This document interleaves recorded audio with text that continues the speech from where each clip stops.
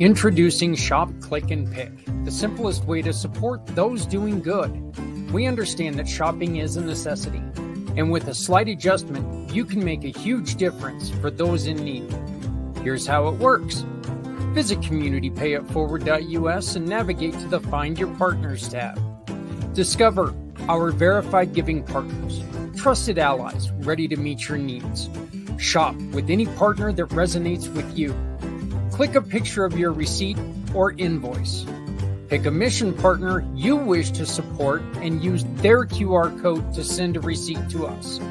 Then all you have to do is sit back and enjoy your purchase, knowing you've made a meaningful change for someone in need. Community Pay It Forward amplifies your business's impact by sharing your story with those who require your services, rallying support for those who need us all. Because no one needs to go it alone when we all come together.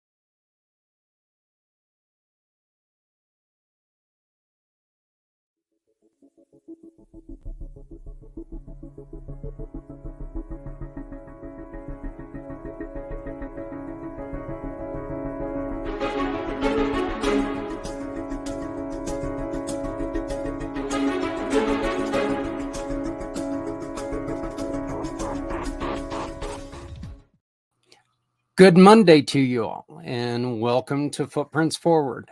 My name is Zach Clayton. I am the president and founder of Community Pay It Forward, Community Dare to Care, and the PAC channels. Footprints Forward is dedicated to trying to find a way and tell the stories, every story possible, that's going to help somebody through the battles that they go through when it comes to mental health, suicide ideation, just struggles when it comes to feeling alone or feeling distant from everyone. One of the biggest allies that we have in this battle are nonprofits. But putting together a nonprofit is very, very difficult. It's not easy. Today on this show, which is going to run a little bit longer than normal, we have two interviews with two lovely, lovely women. Deborah Laurel of Laurel and Associates is going to be the first one. Deborah's been part of the Community Pay It Forward family for quite a while.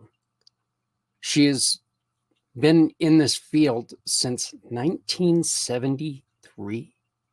She has been doing this for a long time. Does that mean perfection? Well, it means experience.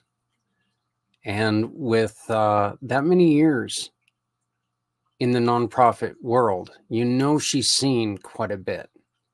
So we are going to share this interview with you. And look, there's so much knowledge that you can get from this if you're wanting to build a nonprofit. I ask you to please watch this. If shopping with going to Deborah is something that you would like to do, you can visit her page on Community Pay It Forward by just putting in the search bar Deborah Laurel or Laurel and Associates. Her information will pop up and you can take and you can get a hold of her right away, and you can really help benefit your nonprofit. After we talk to Deborah Laurel, we're going to be revisiting the interview with Kimberly Sellers Bates, which is really important because she's another person who helps nonprofits obtain those elusive grants. Over $19 million in grants because she helps you go through the process. And the process is just absolutely draining and devastating, and it's hard. They help you go through this process and get it done right. So we'll be talking to Kimberly as soon as we're done talking to Deborah. So this is Deborah Laurel with Laurel and Associates. Again, she is a community pay it forward mission, or she is a community pay it forward giving partner. So every time that you hire her, you can support a nonprofit or a family that needs your help, or somebody in need, somebody who's asked us for help. So I'd like to introduce you to one of our wonderful partners, a longtime wonderful partner, Miss Deborah Laurel.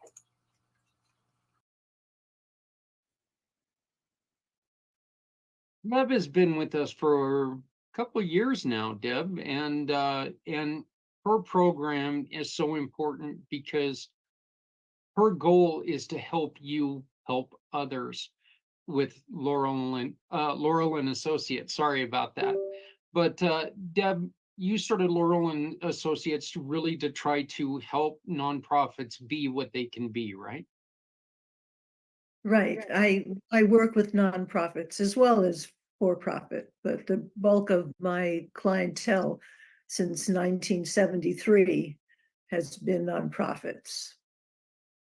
1973. So you're not new to this game. You've seen many changes, right? Yes. Yes. How difficult is it to keep up with all the changes? Because nonprofits change just about every day. And every day I get different periodicals and emails that I have to keep up with. So yes, it's very hard to keep up with what's going on. Is there anything from the past that you kind of miss, or is there anything in the past that you're glad that was changed specifically? Specifically in relation to nonprofits or in general? Yeah, let's just go with nonprofits for right now. Well, there's so many more. Yeah. Proliferation of nonprofits every day. More nonprofits are being created, which on one hand is great. I'm glad that people are so driven and mission oriented. On the other hand, it's not so great in that very often those are started from the heart, and the person who's starting it doesn't really know how to run a business, and a nonprofit is a business. Yeah. Yeah, one of the things that I like to say the most that people don't understand is nonprofit does not mean no money for the people who work there. And as a matter of fact, if you've got a nonprofit that nobody's taking a paycheck, a lot of times it's ran like a hobby. It's not really ran like a business, and you can't, you need somebody to be there and love, live, and breathe that organization to make sure it keeps running. Um, how how difficult is that? Because people start nonprofits because they want to help others. How difficult is it sometimes to make sure that people understand? Look, you got to have somebody to nurture this from the ground up. I think very often it's hard because we're speaking a different language. The language of the heart versus the language of business doesn't mean they can't coexist, but to say to someone, you've started this because of some tragedy in your life and you are committed to this. Well, it takes more than being committed. You need funding. How are you going to get funding? How are you going to market this? How are you going to find staff? Are you going to do this all by yourself? To have those conversations can be certainly eye-opening for the person who is starting the nonprofit, and can be devastating if they don't pay attention to it. Because I read about nonprofits going under all the time. Yeah, and I think that that's one of the reasons why I'm so glad to have you in particular with us and with this program, is because we can offer them a chance to, at least get a little bit rolling with the way that we work. We send people to you, we get a referral from you, and then 80% of that referral goes to a nonprofit that your new customer chooses. Um, I think I think having you and having that insight and having the experience working with nonprofits, I think that's a wonderful fit. What is one of the mistakes that people make the most when they come to you wanting to start up a nonprofit? One of the mistakes is deciding that Aunt Sally and Uncle Tim ought to be on the board, rather than thinking about, all right, I need someone who understands HR, and I need someone who understands financials, and thinking strategically about who ought to be on the board, as opposed to who are your friends and who are your family, who are loving and caring and want to help, but really don't have the background or experience necessary to make that a functional board. I have firsthand experience with that. When I had a nonprofit, I got together with people who I thought were of like mind, and I didn't really look into what their um I didn't really look into more of who they were. And I ended up having something happen when I tried to start a nonprofit that it it almost destroyed me, and it almost made me not want to not want to help people. Um, and it really was something that it took a long time to bounce back from that. And it's because I did exactly what you said. I hired really, really good friends, and not only did I lose a lot of friends in the whole ordeal, but I also, it almost caused me to give up. And I don't think people understand that, you can have a passion project that can really interfere with your own life, and it can be quite damaging to your life. So one of the other one of the other things that I know a lot of people like to do is, well, I'll just have my significant other be the treasurer, and that's not allowed, is it? Not a wise thing at all. Yeah. Yeah. Is it legal? Can you do that legally? I thought that was illegal to do.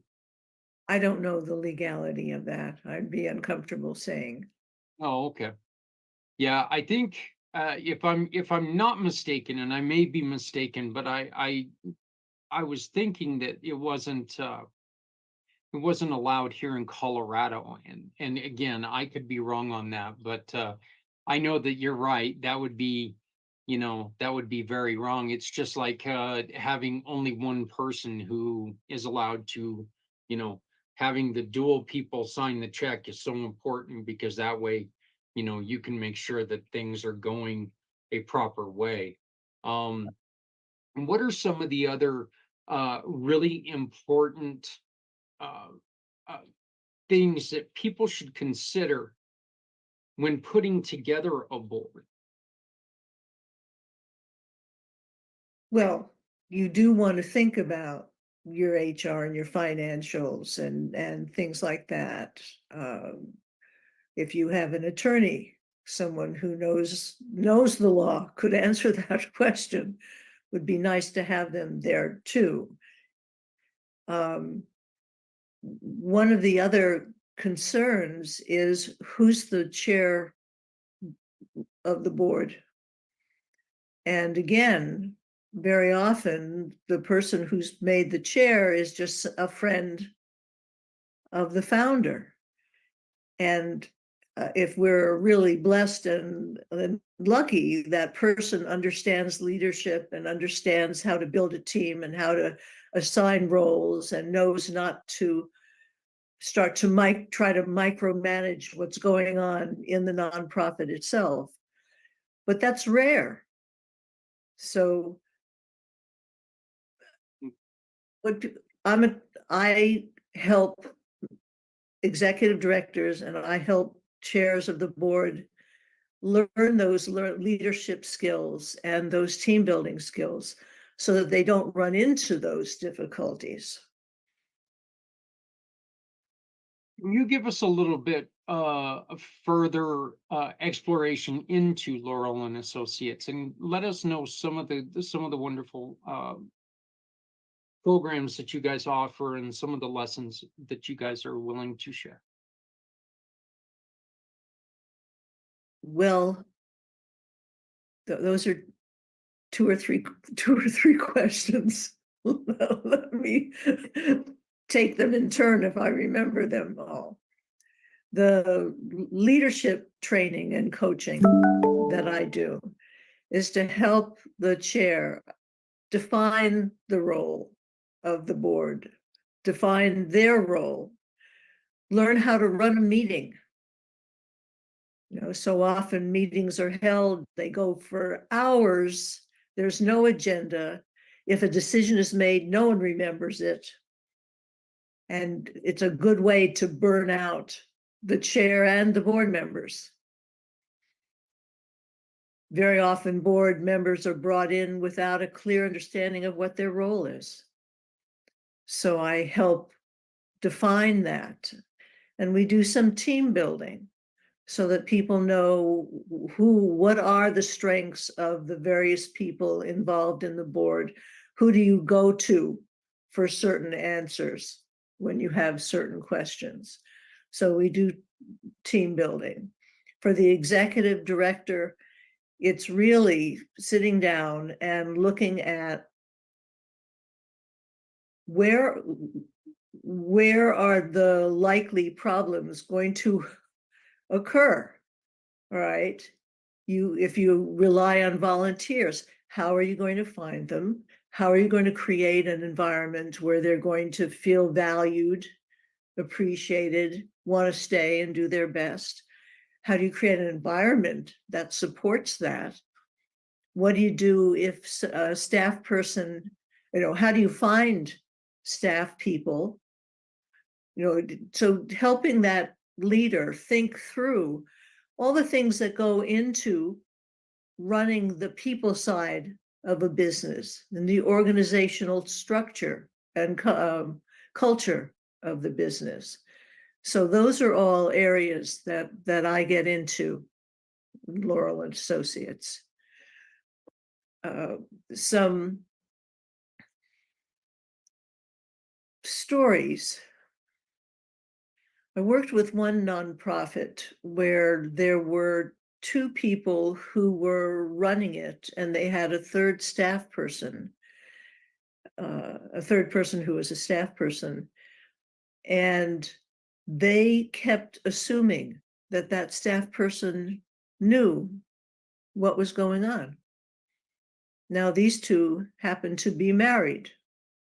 So they had all kinds of conversations that poor staff person wasn't privy to. And yet they were feeling that staff person wasn't carrying their weight and wasn't committed to the organization. The poor person had no chance. So, sometimes we'll come in and do an assessment. What's going on? What's causing that? What's the root cause of it? I mean, the obvious problem seemed to them, we've got a bad employee, we should fire him. Well, no. The organization was set up for that person to fail. So we have to open up communication and make people aware of that. I've come in when there have been staff mutiny against an executive director. and to come in and find out, all right, to survey both digitally as well as face to face with the different members of the staff. What's going on? Why did you come here?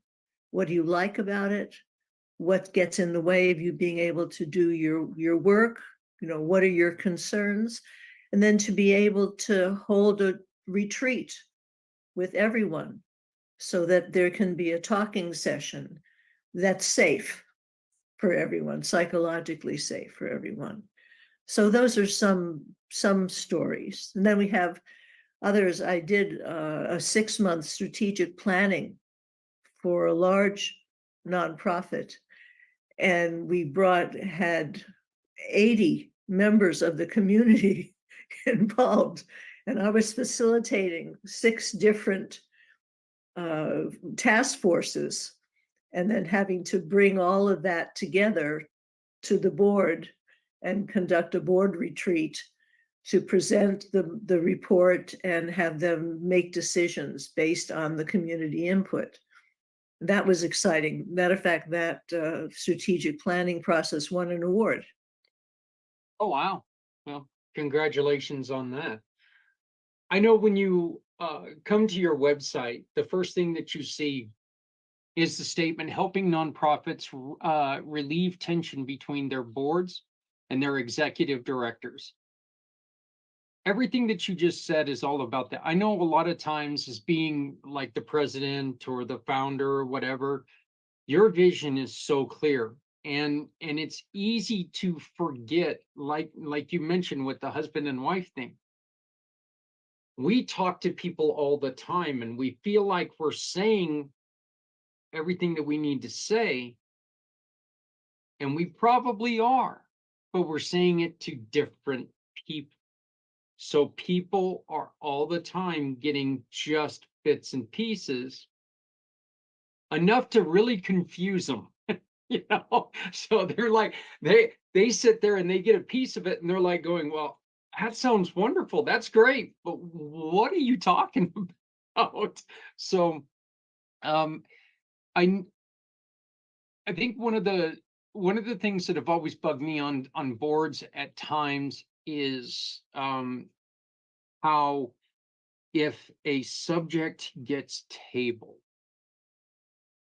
um meaning held over, for those of you who have never been in a board meeting, but if a subject gets tabled and it gets tabled over and over and over again, that's kind of a point when they ought to take that back to the drawing board, right? Is there a time when you ought to take something and you ought to take it off the table and say, look, you got to rework it because we're never going to come to a consensus with this?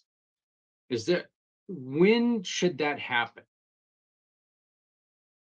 Well, you're talking about it coming up again and again and again. I Yeah, mean, if it yeah, comes one time and it's tabled, that's a time for whoever's proposing it to go back to the drawing board and think about, well, first of all, to pull the board members aside to find out what their feelings are about it, if it hasn't already been discussed.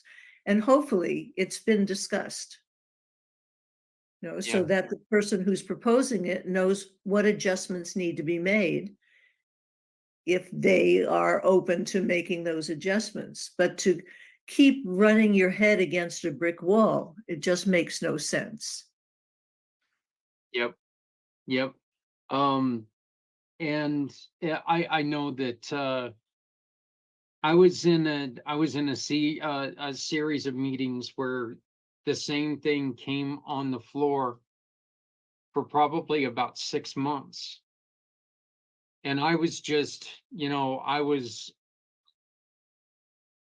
just the adjutant at this time, so I didn't really have like a whole lot of say in it, but it was kind of, I finally went to the person who was talking about it saying, take it out and rework it. Look, you're listening to what people are saying, but if we're just, if we're tabling it, there's something missing that's not catching their attention.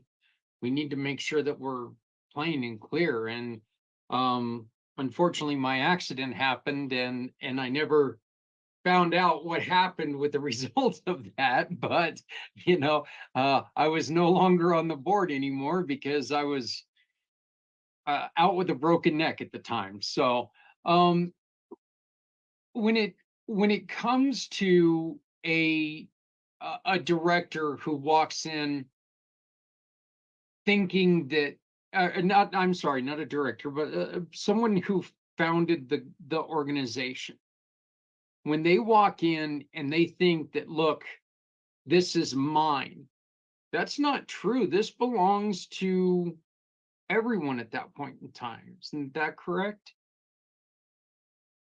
That person had the vision. Right.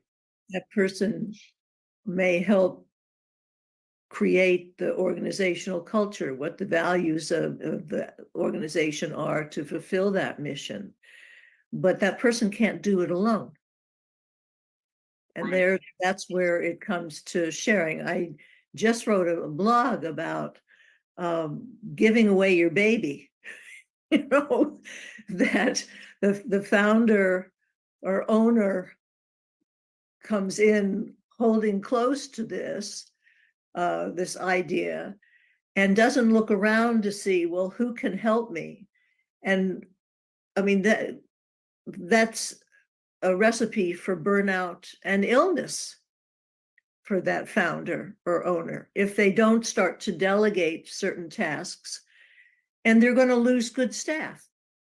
Because if they don't delegate and they don't give them some decision-making authority, and in my blog, I talk about different degrees. You can tell somebody, handle it, I don't need to hear about it, or handle it, I need to hear about it, or tell me what you think should be done, run it by me, I'll tell you yes or no. I mean, there are different ways to delegate. So if that founder does not give up the reins to a certain extent, it's a recipe for failure for the entire organization. And it is very, very, very difficult to do. It is very difficult to do that because you're right.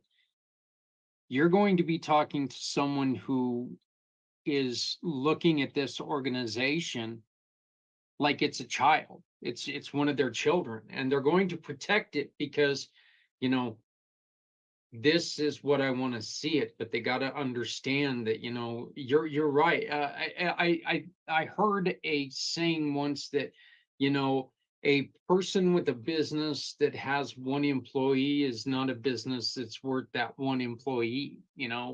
It's just, there's too much to be done. I know that there are business coaches all over the place that say, put a value on your time and tell me, you doing the social media for your company, does that match the value for your time? Sending out the emails, does that match the value for your time? It's really hard to get that across to somebody. What do you do to make them understand that? I actually have them go through a kind of a grid. What are the key things that you're doing? What of these are high priority based on your goals? Okay, the ones that are low priority based on your goals, you ought to be delegating right away. Now, the high priority things are there pieces of that you can delegate? So helping them see it in writing and work it through can be very useful for some people.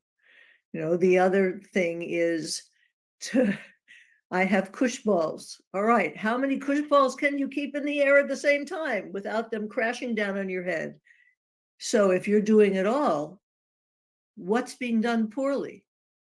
What's not being done at all? And is that okay? What are the consequences? Yeah. But somebody has to be open to hearing it. And I think that's a key. When I was mentioning the mutinous staff and that executive director wanted to make things right. if he hadn't, if his head had not been in that place where he was willing to hear the criticism, take it constructively, do something about it, that would have been the end of that nonprofit. One of the ways to prevent that from happening is be a little open to other people's suggestions, right? Absolutely. To realize that you don't have all the answers. You may have the vision, but other people may have a much better idea of how to get there. Or they may have certain skill sets that you don't have that you ought to take advantage of. Yeah. And that goes into deciding, all right, what kind of staff do we need? What are the skills and capabilities that we need them to have? And if we're going to have volunteers, ask the same question. You know, a lot of people think volunteers, all right, we're stuffing envelopes or we're doing some, I don't want to call it grunt work because it's all important work, but it's routine and it's not challenging. And yet we have people in the community who volunteer who have all this expertise, you know, to find out, to make sure you know what that is so you can use it. Because it doesn't matter how strongly you feel about the mission of the organization. If you feel unvalued, if you're not challenged in a positive way to use your skills and abilities, there are a lot of other nonprofit organizations that you could put your energy into. There are a lot of volunteers that have been around the way once or twice as well, and so they can really help you find a path where you are being more productive if you will just listen to them. And there's absolutely no there's I don't think that there's much of a problem if you are, you want to hold fast to what your vision is, but you cannot make sure that you're closed off on that vision. you know um I know that I've been approached a couple times on the way that I have community pay it forward set up, because I'm letting go of too much of the money. And that's something that it took a long, long time for me to back down on that, even just a little bit, because I wanted to make this special. you know I wanted to make sure that a good chunk of that change was going back to people. It wasn't just, yeah, okay, you shop with my partners, we're going to give 32 cents to the mission of your choice. It's not That's not what this was about. This is to make businesses like Laurel and Associates special and stand out when it comes to supporting all these nonprofits that we work with. And to let them know, hey, look, there's organizations like yours out there that are really good and really, really can help a lot of people. So um you know it's still, the words 1973 are still strumming in my head. That's amazing that you've been able to keep this going that long. um what keeps you going? As a trainer, as a consultant, when I see that light go on, when I see that somebody is able to take responsibility and feel confident in their own competence, that's what keeps me going on.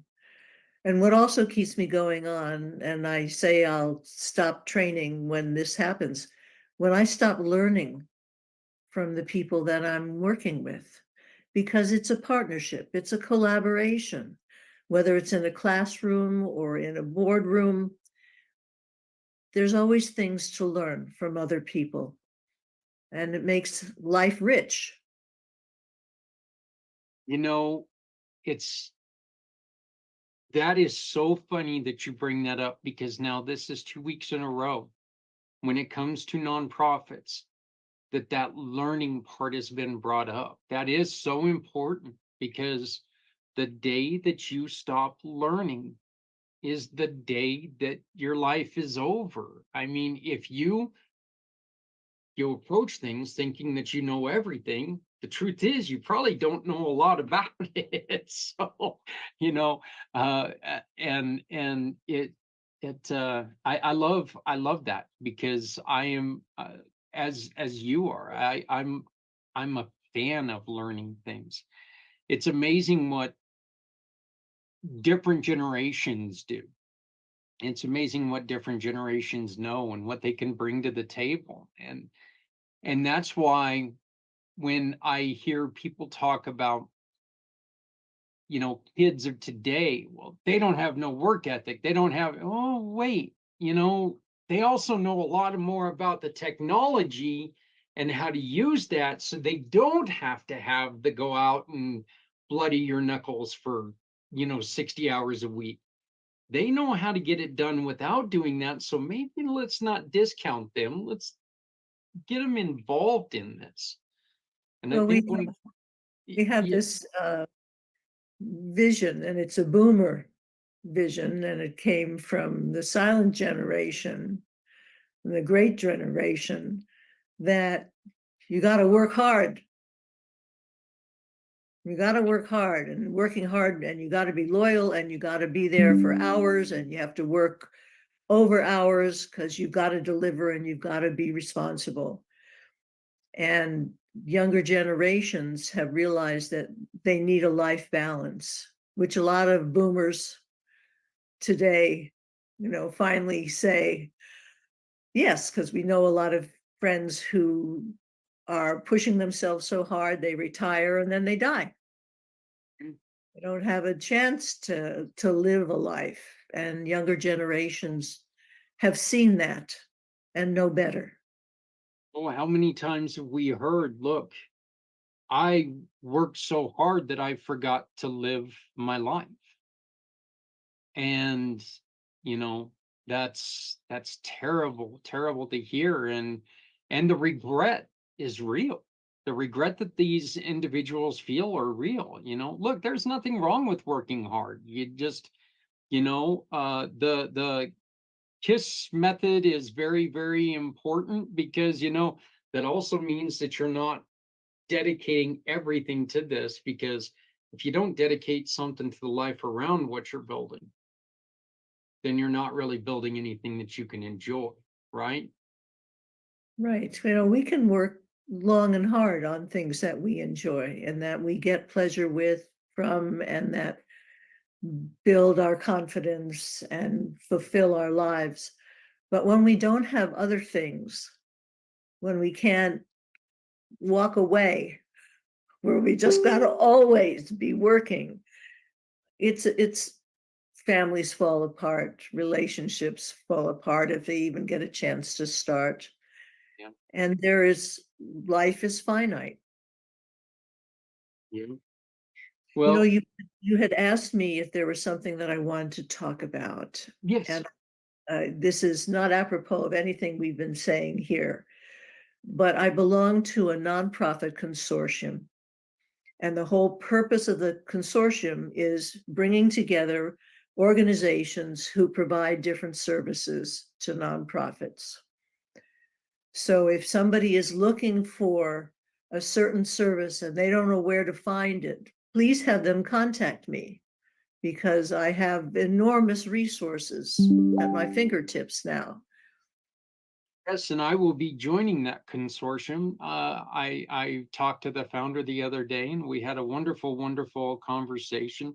It was one of those times when, you know what, we were both sitting there, we were both talking. We knew there was a reason why we were supposed to talk, and then Deborah, your name came up, and we were like, "That's why." Okay, we got it. We understand now. We know why we're talking.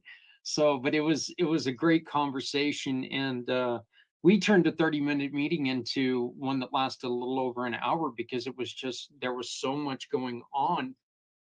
And hearing what the vision of this consortium is, and what they're doing, what they're wanting to do, It's a beautiful thing because a nonprofit is definitely not one of the easier things to build.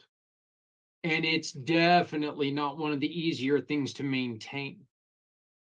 Reputations are under scrutiny at all time. And if you're not on top of things, and if you're not, if you're not really working at things, the funding dries or the donations drive out, and you're sitting there going, what's going on?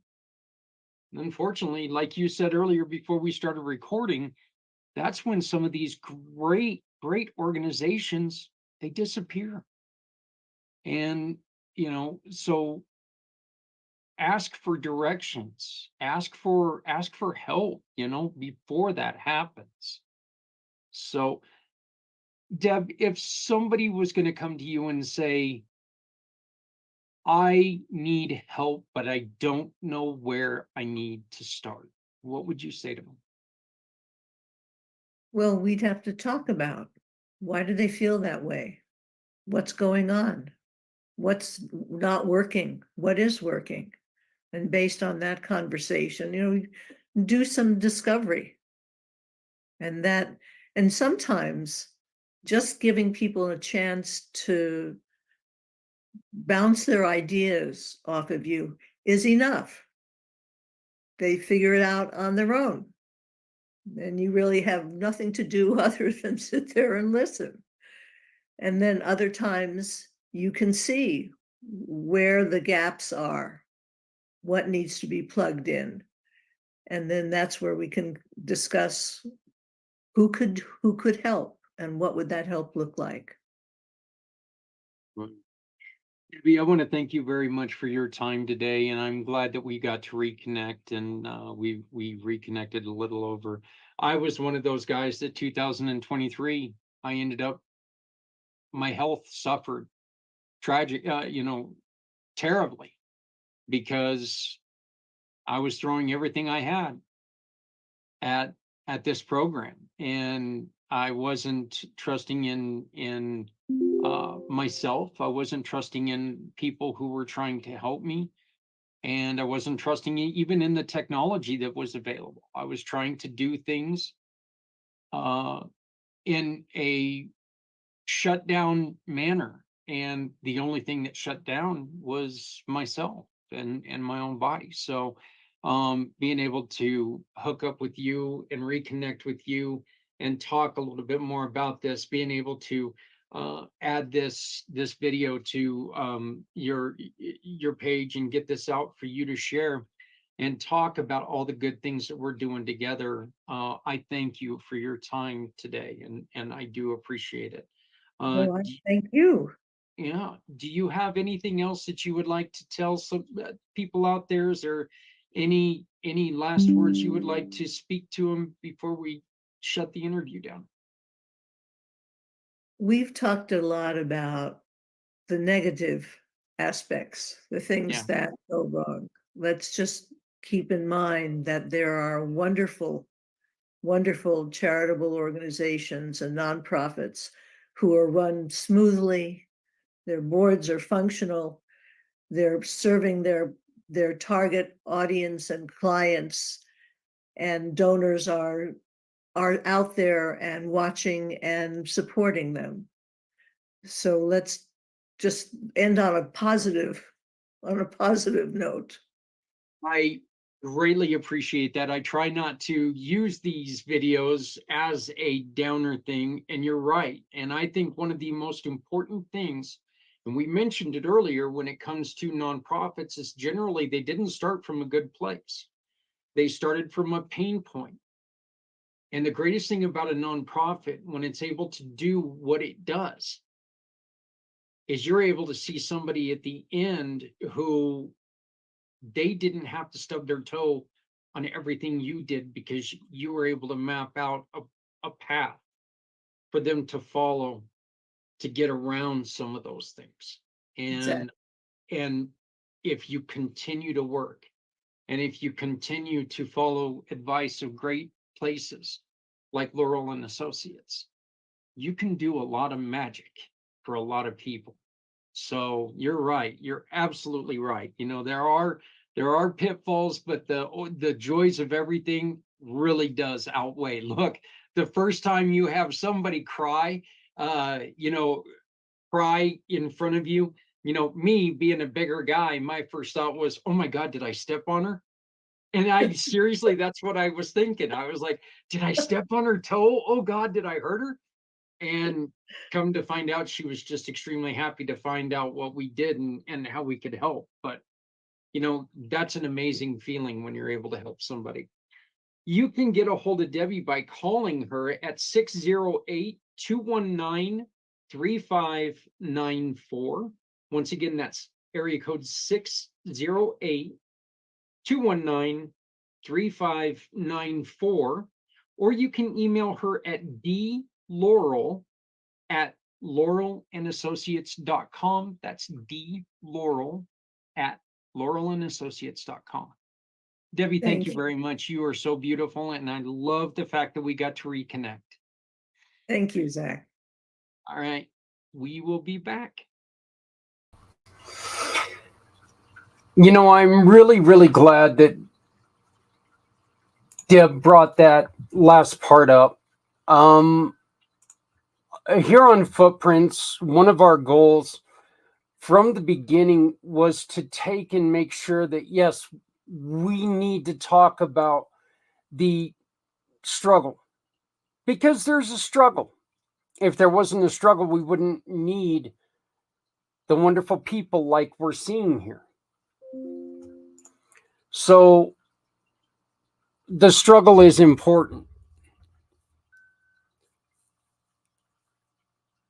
But the solution is what we need to focus on the most. And I appreciate that Deb came out and she really made sure that we focused on that. I lost my way there.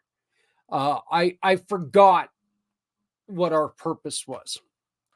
Once again, you can get a hold of Deb at laurelandassociates.com, laurelandassociates.com, 608-219-3594, 608-219-3594, or D Laurel at laurelandassociates.com, laurelandassociates.com. The second interview I have for you, and again, we are running a little bit late, but this is such an important thing because we want to make sure that any nonprofit out there that is focused on mental health, every nonprofit out there, look, I mean, seriously, if you have a nonprofit that you love, that you support, that needs help, this is a great show to maybe take and send them to. Visit our YouTube channel, visit our Facebook channel. If you need a copy of it, please contact us at communitypayitforward.us, communitypayitforward.us. If you need a copy of this video, I would send it to you without any question. Just send us a message saying, hey, can we please share this with our nonprofit? And I will send it to your way. Our next guest is, her name is Kimberly Sellers Bates, and their focus is trying to make sure that they can get you the funding that you need with grants. Grants and fundraising is not the only thing that you need, okay? Please understand this. You have to have multiple streams in order to be a nonprofit. So, but Kimberly and her team have spent the last couple of years helping nonprofits obtain over $19 million in grants. So without any further ado, the beautiful, the very energetic and very enthusiastic Kimberly Sellers Bates. Every once in a while, and it happens with me quite often, you come across and you have a conversation with somebody that is just so light up the world. It's amazing. And I had that conversation a couple days ago and had to have her on. I said, I don't care if we do business or not together.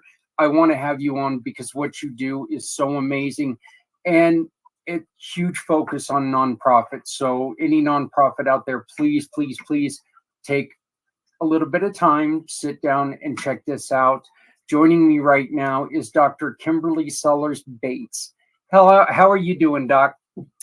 Hi, I'm great. How are you, Zach? It's a pleasure to see you again. Yes, like I said, we had such an amazing conversation, and I just wanted to make sure that we got this word out to people because there are so many nonprofits out there who are frustrated, and we're going to be talking about it here in a little bit, but then they think that there's nothing out there for them because they're not taking the right steps to get these grants.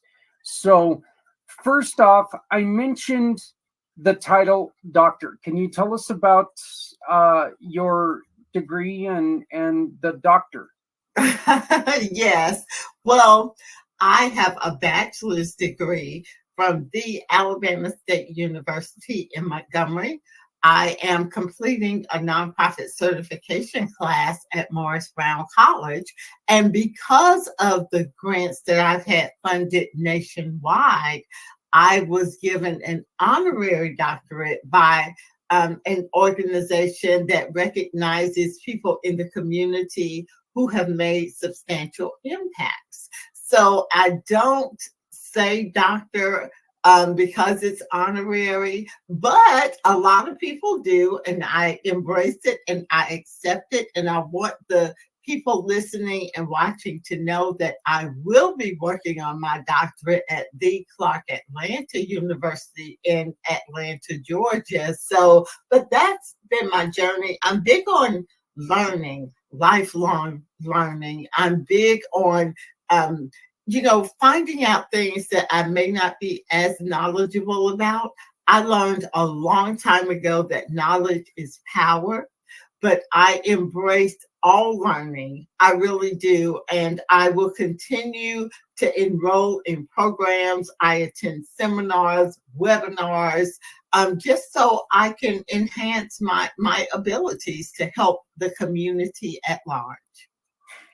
You know, Doc, I think that that's something that you and I have in great common because I have a statement that I tell people all the time that the day I stop learning is the day that I leave this earth. Oh, yes. I feel that necessity to learn. Yes. I want to learn both sides of a subject. I want to learn everything I can.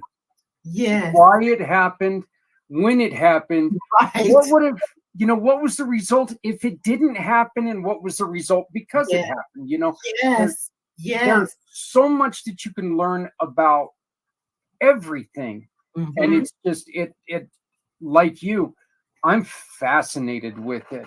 My husband says, how many more classes are you going to take? Yeah, it's kind of funny that I'll sit there and my wife will come into our family room and I'll be watching something on Rome again. And or on the Mob or something like that. I'll be watching it and she'll go, how many times are you gonna watch the same stuff? And I'm like, until I stop learning something new. We are kindred spirits. I knew that, Zach, when we met. That is very true. So, and I would also like to say that, honorary or not, Doc fits you well. So we're going to continue to call you Doc. Thank you very much. I'm honored. Thank you. So do me a favor and give us a little bit of information about KSTB Enterprises. Oh, I'm just excited to do so. I was working full-time at a college and way back when, And the vice president of development started seeing things in me. And she actually exposed me to prospect research, to grant writing, to annual fund. And as a result of that, I learned to do 501c3 applications. People started coming to me off site. They would call me and say, hey, can you help us get a 501c3? Can you help us get a grant? And I found out I was good at it. So I'm working this full-time job all during the day, and then at night working for myself, helping these people calling me. And my husband finally said, hey, look, you cannot continue to burn the candle at both ends. Make a decision. So I resigned from my position, my full-time position, started KSTB Enterprises in 2007, and the rest is history. I said to him, I will try this for 1 year, but that was in 2007. So I have been very fortunate to connect with institutions of higher learning, to connect with hospitals, to connect with community organizations who are in need of grant funding. And not only the funding, the research to find the funding. So I have grown the company. I started by myself in the dining room, as most people watching and listening probably have done as well when they're starting their business. But now I have grown and been able to employ full and part-time people. So I want to give a huge shout out to the team of KSTB Enterprises. I have 8 full-time employees and the rest are part-time or contractors, but I want you to know I couldn't do the things that I do without them. So shout out to my team. That is so cool. One of the things, I was just showing your website, and one of the things that's so very exciting on there, $19,378,053 in grant money awarded. Yes, we have been very successful. We have an 85% success rate in securing grant proposals and a 100% success rate in securing nonprofit status. So we work very hard for our clients. No matter how many clients we have, we treat everyone that they are the only one. They all get treated the same, whether their revenue is $100,000 or $1 million. We make sure that everyone knows that they are valued in the KSTB family. I got a question for you, Doc, with that. We have ambition on turning Community Dare to Care into and that's our organization where we hand out free outreach to anybody. Yeah. We don't ask any questions. It's if they need clothing, come see us. That's if we've got it, it's yours to take. Yes. I am a little gun shy with putting together a board because I had a very, very difficult time with a board. I'll explain to you more offline, but what are some of the things that somebody is putting together a nonprofit? What are some of the things that where should they start? Where should they go first? Absolutely. The first thing I need for them to do is determine what their mission is. You need to know what you're doing before you bring other people in. I will tell you that I have notebooks in my office that I started in 2007. So each year has a notebook. I write everything down, my goals, what worked, what didn't work. I had to have my infrastructure in place prior to starting A, my company, but B, I also have a foundation. So before I put anyone on the board, I decided this is what the foundation will do. These will be my priorities. This is how much I need in terms of funding. So after you figure all of that out, that's when you can open it up and say, hey, I'm looking for board members.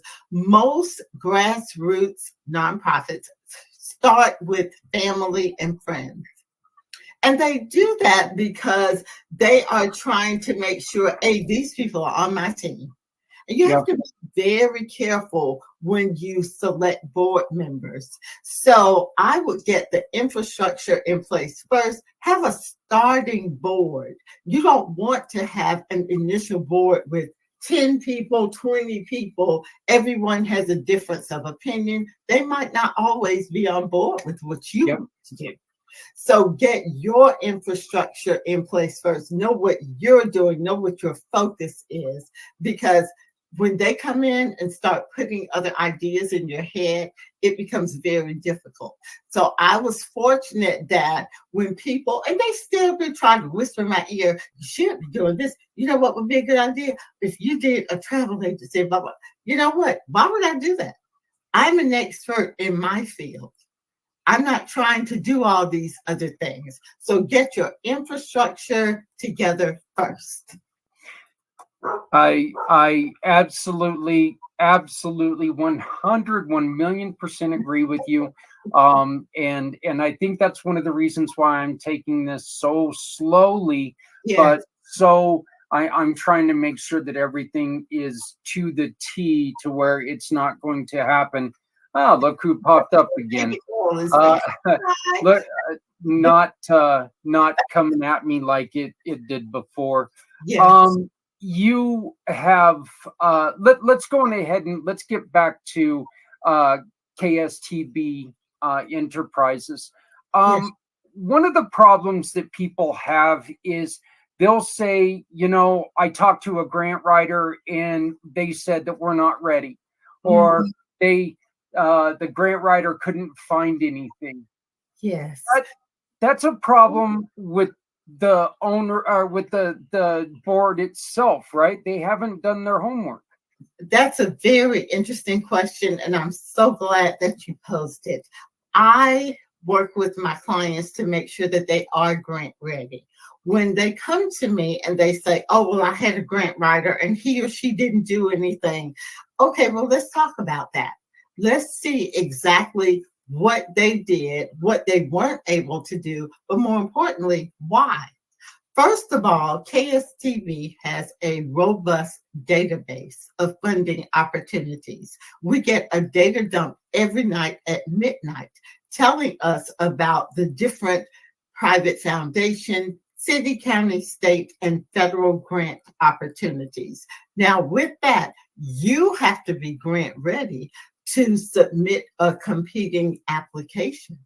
So, in addition to some of the grant writers not having access to a database, they may not have a big pool of funders for you to look at. Now, the second thing is, are you grant ready? Do you have an audit, which some funders want that? If you're just starting out, you may not have an audit. But if that's a requirement, we stay away from those opportunities. But there are so many other thousands of opportunities.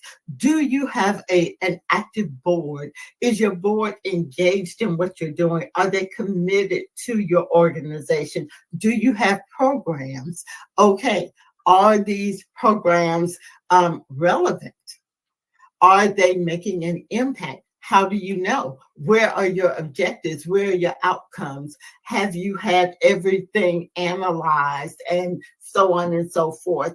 Those are things that you need to do to ensure that you're grant ready. Do you have financials in place? Basic things. Do you even have a bank account? Are you on GuideStar? If you are, do you have a seal of transparency? We can do all of those things for you, but before you come and say, my grant writer didn't do anything, have you looked at yourself?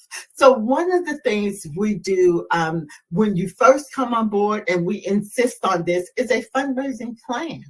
Where are you now? Where are you trying to go? But more importantly, our plan gives you how you're going to get there. You get a grant calendar.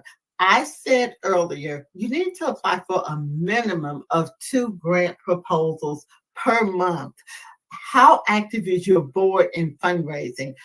Fundraising should be on the agenda for all board meetings. We come in, we do our report for you. We don't have to stay for the entire board meeting, but we do come in for the fundraising piece. Does the board receive the information that they need to make decisions, to make sure that the organization is propelling itself forward? Is it sustaining itself? Do you have a strategic plan? So when I say, are you grant ready? People contact us and they say, oh, we can't wait to work with you. And then we really start working with them. And the first thing they say is, wow, we didn't realize it was going to be all of that. But again, if you go to our website and you see the amount of dollars that we raise for our clients, you will understand how they were positioned to get there.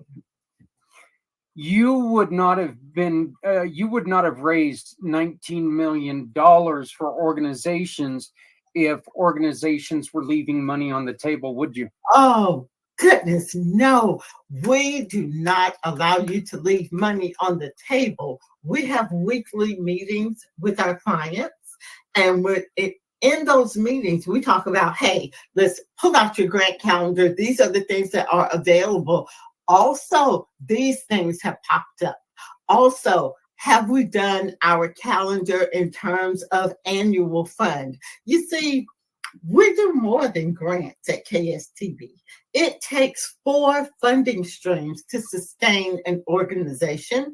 That's annual fund, which is individual giving. That's the fastest way you can get dollars in the door. We have a text to give program where we position you to get donations directly to your bank account from text messages. So annual fund is the first funding stream. Of course, grants, signature fundraisers, and corporate sponsorships. The ideal dollars that you want are general operating. So when you do a signature fundraiser in your annual fund, all of those dollars go to general operating. One of the misconceptions that people have when they start building their 501c3 is that, okay, we can fund ourselves with only fundraising. That's not true. You cannot, you're never going to get accepted if all your money is coming from fundraising, right? Yes, that's exactly right. Listen, there are program fees. There are several things that you can do. Contact us and we will help you get everything in place. You know, our goal is to make the community where it is positioned to do greater things. So you come to us with an idea, and we have people on staff to walk you through to make sure that you are compliant with your state, with the IRS. And, you know, people know that when they work with us, these organizations that we represent are on the up and up. They do incredible things in the community. Listen, we have very small clients where all they do, and I don't mean all they do like, oh, it's nothing. No, all they do is they feed people once a week, compared to some of the larger organizations that do all these huge things. But we are working with them to build. You don't have to do everything right now. We build on your programs. So yes, when you talk about different areas to fund the nonprofit, there are so many different ways. And we work with you to identify those and implement them. Yeah, and that's the reason why things like corporate sponsorships, like, that's one of the reasons why a lot of times you see like thrift stores tied to these organizations, because you have to have an income stream coming in. It doesn't depend on, hey, look, if the economy crashes, people aren't going to be donating as well. Can you survive this? So it's so vitally important that you think about things that way. I also love the fact that you brought up, there might be organizations out there that focus on feeding once a week. I think that we need to support those organizations so Yes. much. They Yes. realize, a lot of times they realize, we want to feed every day. We want to feed every meal. We want to feed every person, but we're going to focus on this right now. Right, right. And you know what? And that has been our premise from the beginning. Mm-hmm. You know, we have people that say, I want to have a shelter where I help men with children, which is, you know, usually it's the women and the children. Mm-hmm. Okay, how can we take the steps to get there? So we start here, then we go here, and so on and so. And before you know it, they have apartments available for the men and their children. So, but they don't start out with the apartments. So you have to kind of take some baby steps, and we walk with you through that journey. We are very, very proud to say that we have clients who have been with us since 2007. And thankful that they still see the benefit in being with us.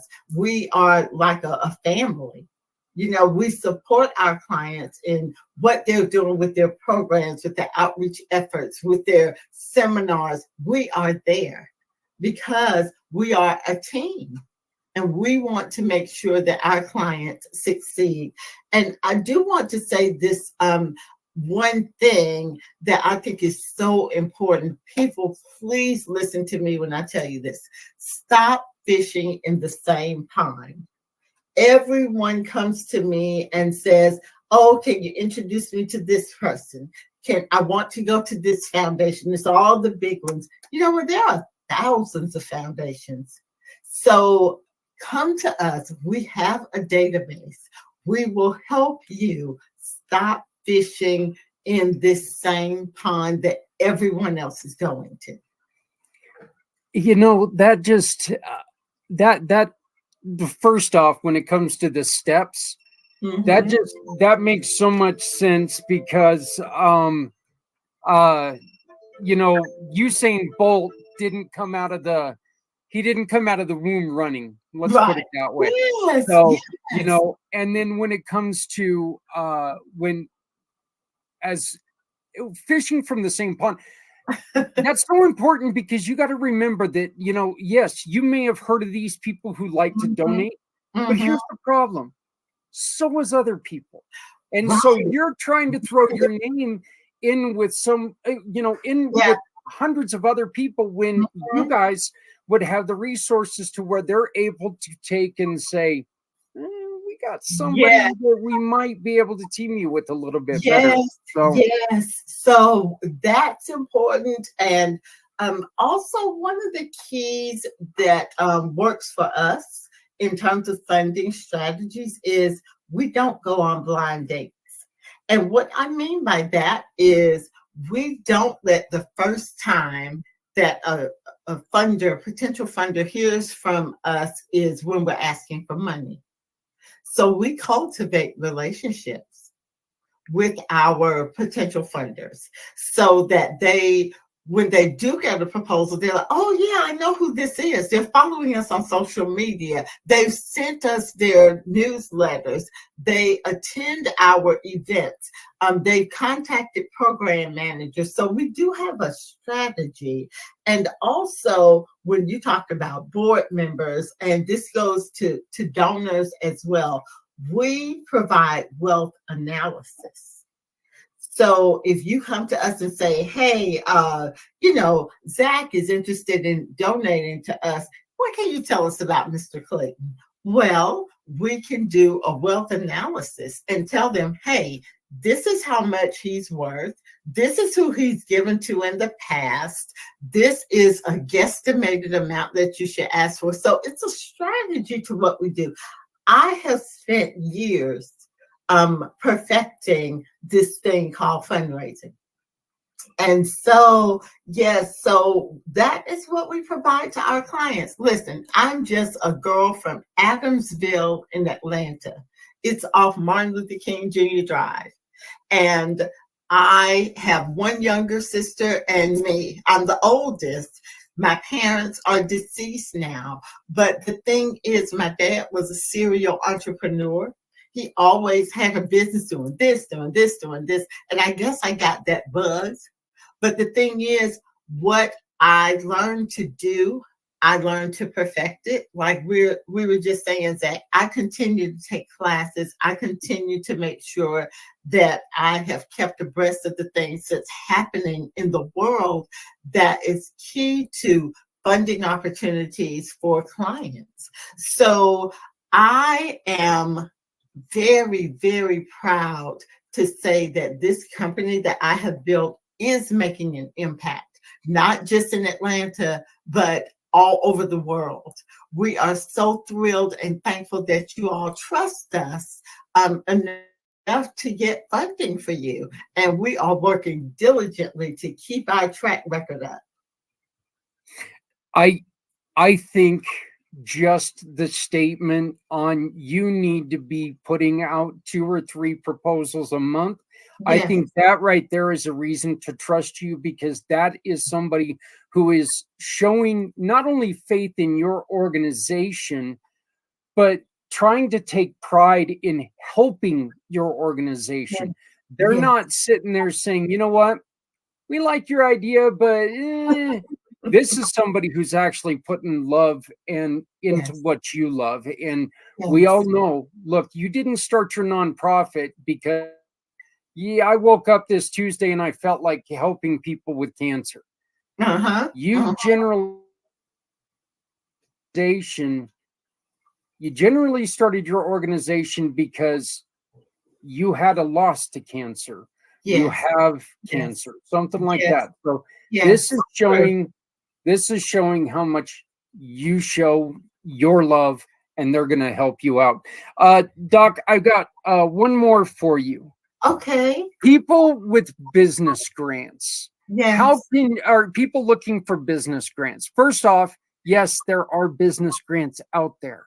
Okay. Yes. True. But and how you don't help people obtain business grants, but yes, we refer them to the SBA after we position them to get this funding from the Small Business Administration. Now, listen, let me say this. There are a couple of options for people looking for business opportunities. There are contracts, government contracts that we can position you to get. So call us and we will position you to be able to bid on these contracts and opportunities that the government has. And we all know that the Department of Defense is, that's the biggest one. Everyone must get in with them, but you have to be positioned to deal with them and to get these contracts. That's the first thing we can do. The second thing we can do is get you ready to go to the Small Business Administration. We don't write grants for businesses. Now, we do business plans, but then we turn it over to you to take to your funding institution or, your angel investor or whoever. So we do that. But we typically tell people, hey, go ahead to the SBA. We can help you fill out that paperwork. But in terms of going to a potential funder, that's not what we do. But again, we will do your business plan for you.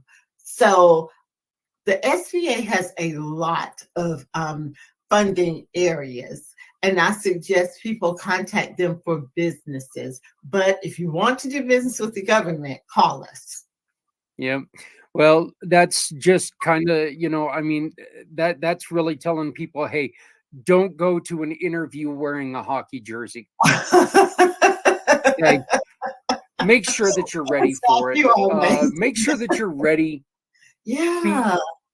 Be ready. Be grant ready. Ready before you try to go and apply. If you're not ready, it's going to show. If you're not ready, it's going to hurt. So, can I say one more? Absolutely. You can say whatever you want to say. In terms of going to funders, we provide prospect research profiles. That's actually how I got my start. So if your industry is feeding people and you need to know, okay, who should I be going to? Contact us. Whether you want us to write the grant or not, let us at least give you the prospects to know who you can go to. If you're meeting with an individual that you want to be a donor, don't go to him blindly. Come to us. Let us do the research and present it to you so that A, you'll know who you're talking to, B, you'll know their capacity to give, and C, you'll know whether or not they're even interested in an organization like yours. Listen, we can't waste time when it comes to doing things in this community, in your community, for the population that you're serving. Just because you heard that AT&T gives out grants doesn't mean that they give to your organization. Yeah. So contact us and we'll match you with potential funders. There's money out there Yes. for more things than you realize. Yes. There are a lot of them that get overly publicized. We know that there's a lot of things out there for people of color or Yes. but these are the ones that are always publicized. Yeah. You don't know about, you don't often hear about the ones that are for women business owners or, Sure. left-handed business owners. That's I know right. for a fact And they're there. there are grants for left-handed business owners. There are.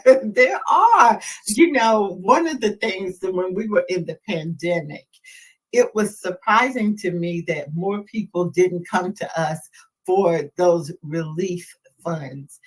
Mhm. A lot of foundations changed their focus just to be able to work with organizations during the pandemic. So follow us on social media. Go to our website. I blog. I do interviews. I'm always saying, giving you fundraising tips and things that will help you. Corporate governance with me is huge. So I have a training module where I will come to you and train your board. I have a nonprofit coaching session where we will come to your office and train your staff. So we are running the full gamut here. And Zach, meeting you has been one of the biggest blessings of my life, because I met you last week, and now I can't even imagine not knowing you. You are a phenomenal man who has a huge heart and a passion for serving others. So we want to thank you from KSTV. Thank you so much for recognizing us, but we want to recognize you. I thank you for that.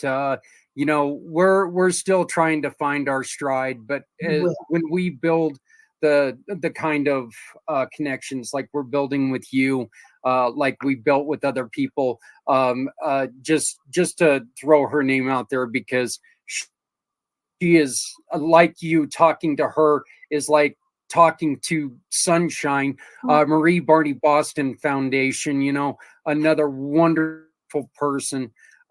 These are just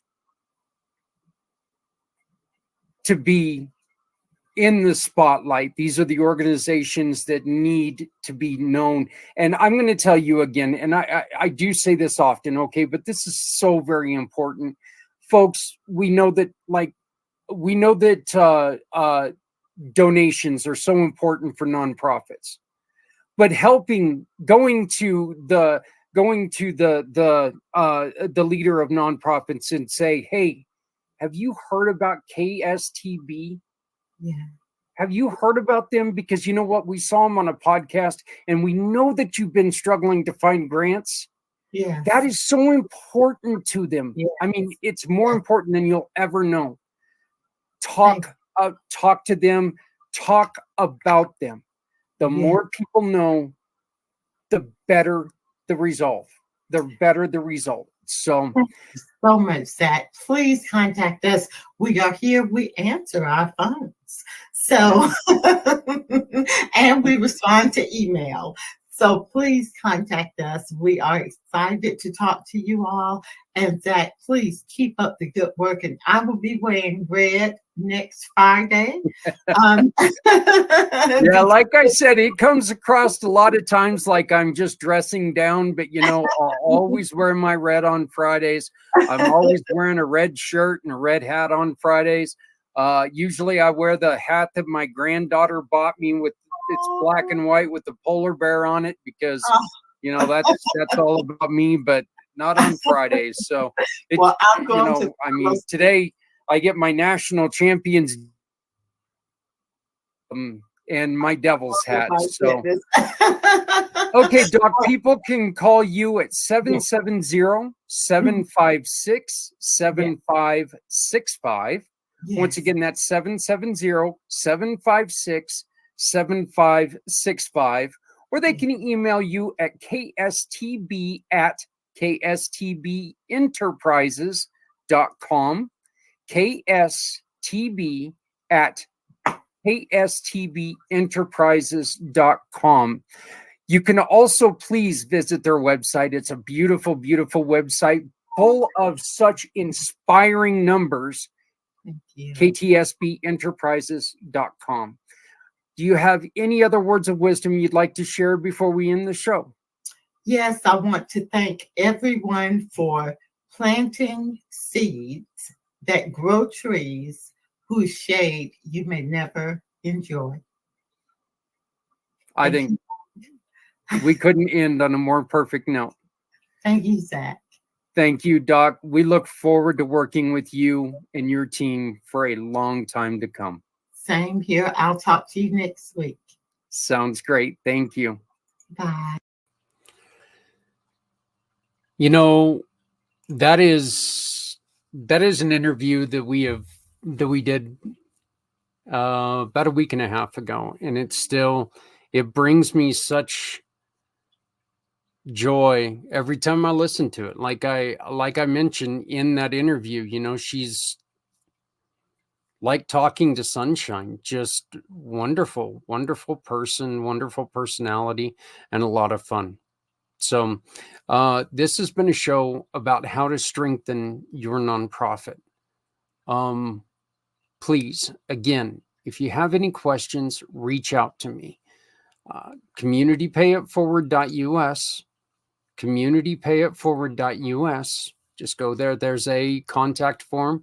Reach out, and we will do our very, very best to get right back to you. That's it for this week. Thank you for joining Footprints Forward. If you would like to be part of this show, part of creating a happy, healthy environment when it comes to mental difficulty and suicide ideation, please follow all the instructions on the QR code above. We want to have you on here to tell your story. We want to have you on here to promote your victory. We want to have you on here because there's someone who, like you, has suffered. And they need to know how you figured it all out. We invite you to join us at any point in time. Just follow the QR code above. Please love somebody out there because somebody out here loves you. My name is Zach Clayton. I am the founder and president of Community Pay It Forward, Community Dare to Care, and the PAC channels. And I hope to soon be talking about lower numbers. Look, no one has to go it alone when we all come together. So let's get together and help each other. We're all we got.